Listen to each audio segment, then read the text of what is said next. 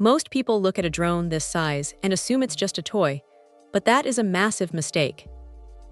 Holding this thing, you realize it's barely heavier than a smartphone, yet it packs a 1-inch sensor that honestly puts some professional cameras to shame.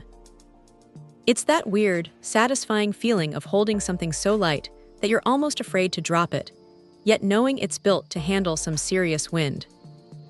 The 4K footage at 60 frames per second is crisp, and the colors have that punchy, natural look right out of the gate, which saves a ton of time in editing. What really caught my attention is the gimbal. It rotates 225 degrees, which sounds like a random number until you're trying to get that perfect vertical shot for social media without cropping into your footage and losing quality. It's a small detail, but it makes a world of difference for anyone who actually creates content. Now, the obstacle sensing is where this thing gets smart.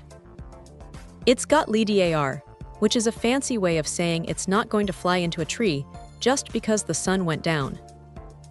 It feels genuinely safer to fly, especially when you're pushing it through tighter spaces or trying to track a subject on a bike. Speaking of tracking, the updated system is snappy. It locks onto a subject and stays there, even when things get a bit chaotic. You get about 36 minutes of flight time per battery, and with the 3-pack combo, you're looking at nearly 2 hours of airtime if you're efficient with your swaps. That's plenty for a full day of shooting. One thing to keep in mind, though, is the app situation. Since it's not on the standard app store, you have to grab it directly from the site. It's a minor annoyance, but once it's installed, the connection to the RC2 controller is rock solid. The controller itself feels great in the hands, with a bright screen that doesn't wash out the second you step into the sun.